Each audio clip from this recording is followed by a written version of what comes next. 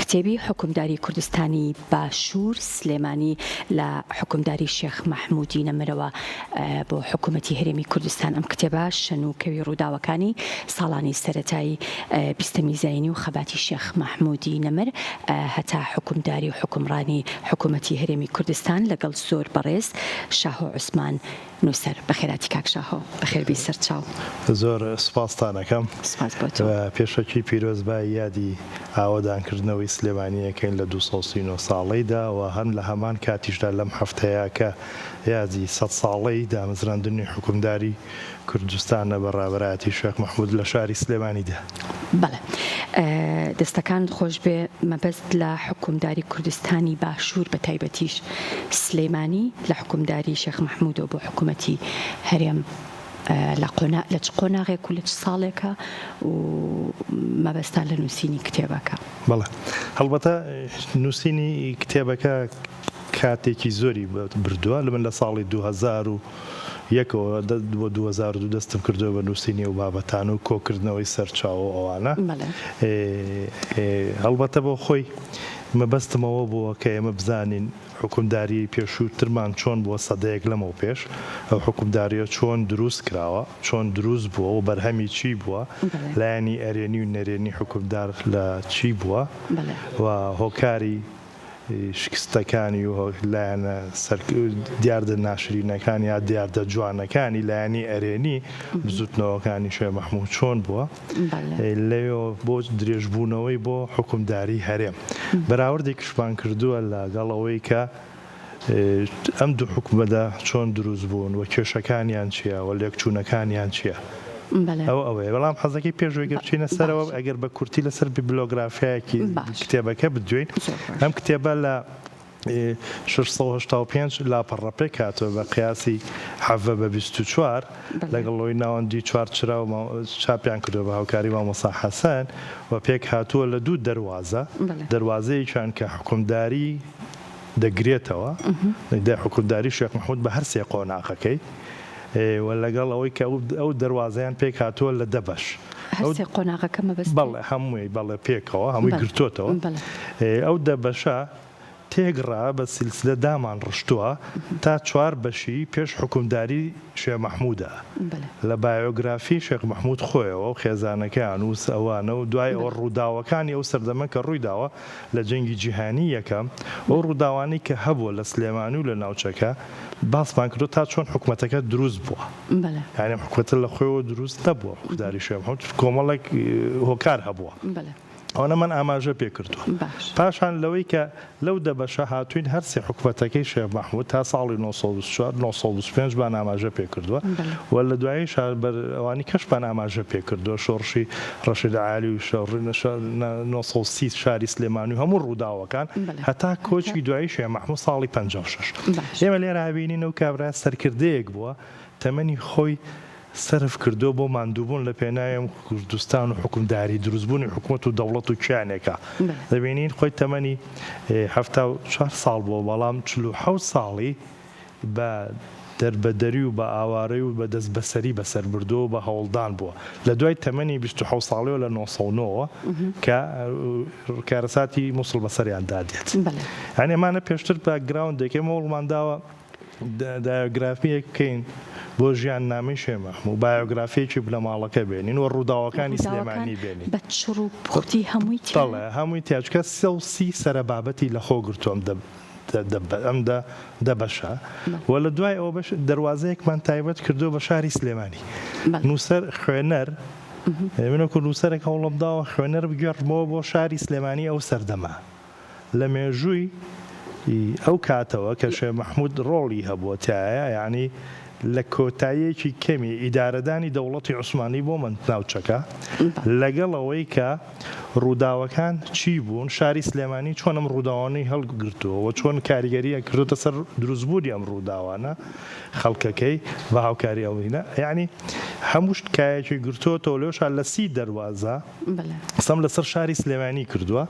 لە ڕووی دارە، لە ڕووی پێکهاتەی کۆمەڵایەتی، لە ڕووی دامەزرا و حکومەکانی ئەو کاتەی کە لە سلێمانیا هەبووە تا 1925-1930. بەڵێ ئەو بابەتانەشت لە با بڵین بە هەمان شێوە لەو سەردەمی حکومڕانی شێخ مححموودە هەمان با بڵێن ئەو لایەنە جیاوازانەشی تایە؟ بەڵێ هەڵبەتە ماتوین بە لایەنی ڕۆشنبیری کللتوری ئابووری سیاسی هەموو یانیوانش تیا مەسەلەن بۆ نمونە کێمە قسەمان لەسەر کشت و کاڵ باری ئابووری بار و ژیان و گوزەرانی خەڵک داهاتی حکومت ڕامیارەکان چی بووە لەسەر خەڵک پێکهاتەی کۆمەڵایەتی و سیاسی و کللتوری هەموویمان قسە کردو لەسەر چۆن شاری سلێمانی سنووری جوگرافیەشی مەسەلەن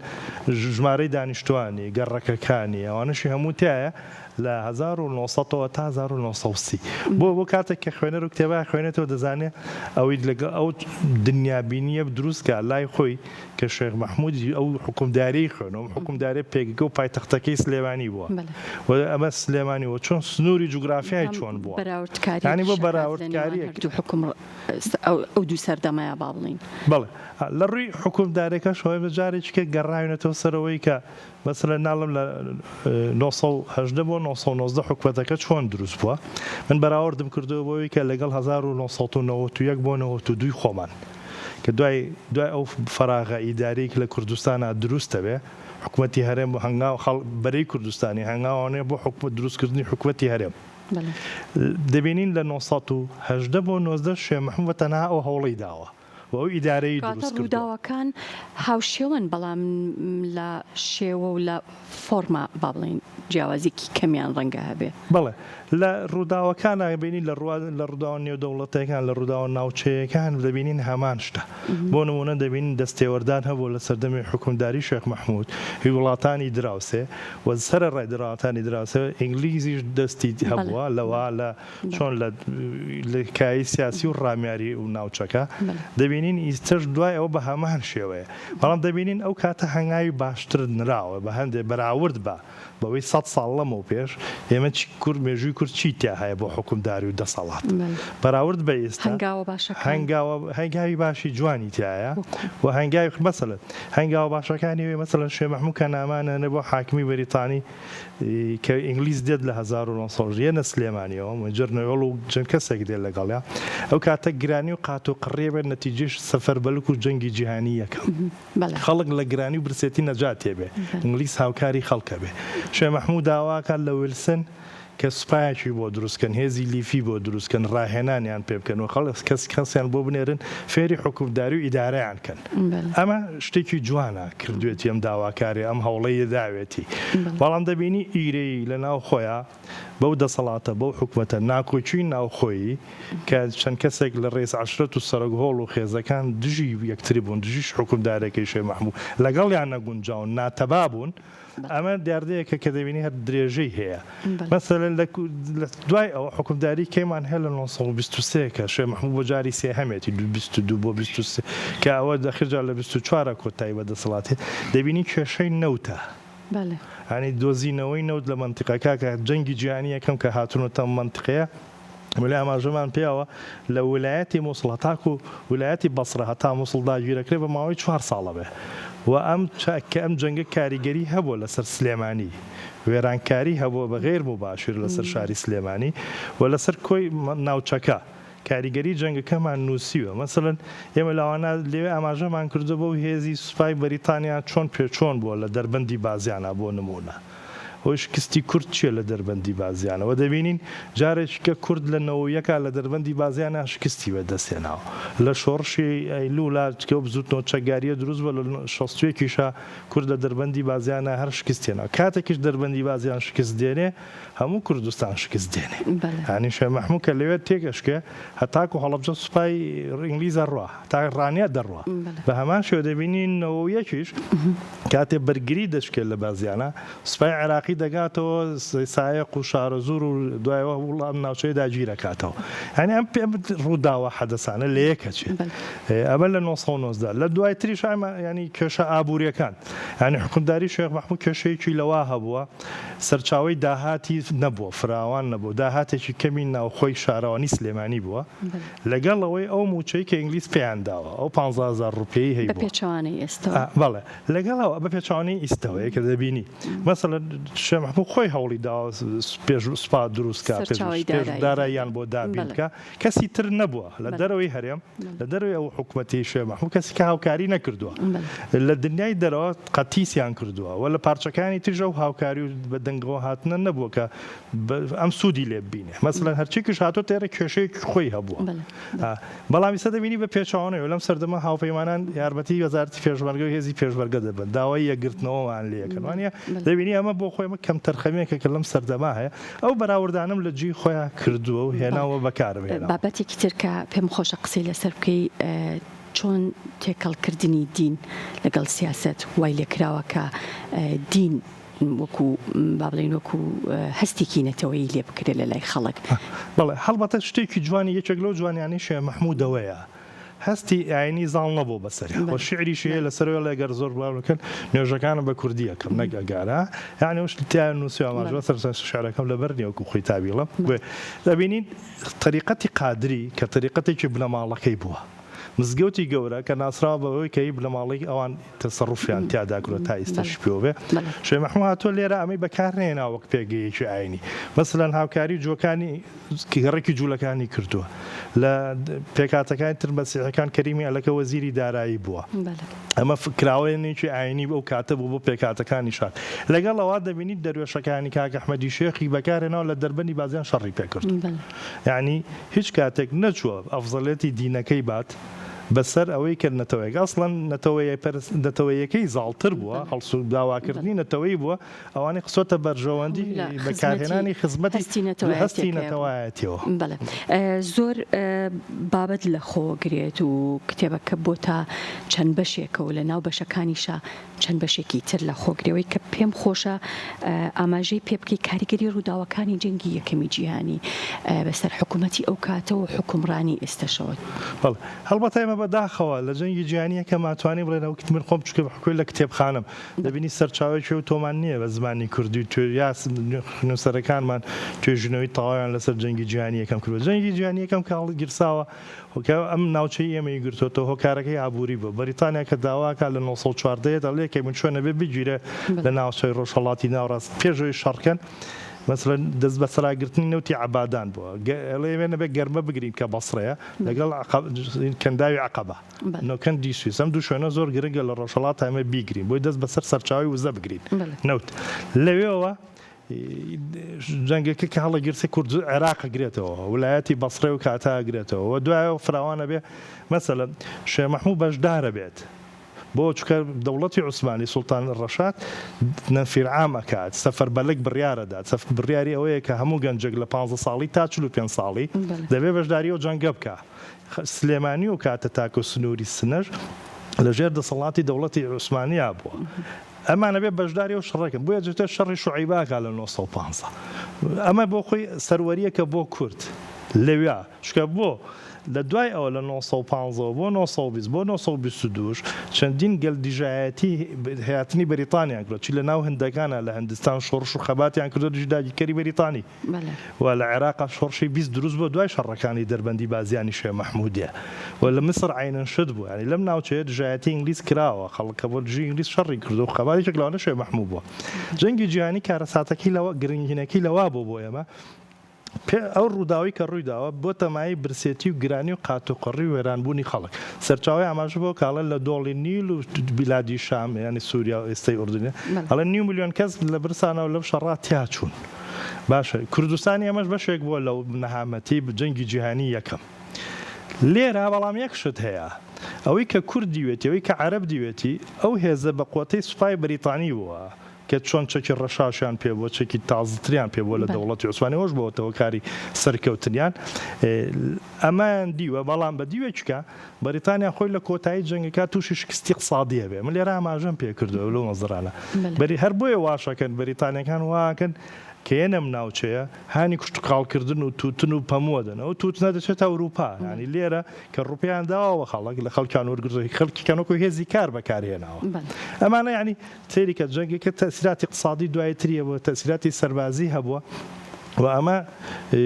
بەدیوێکا بۆتە هۆی ئەو فەراغەت عوسمانەکان پاشەکشێکن لە سلێمان و لە منطقەیە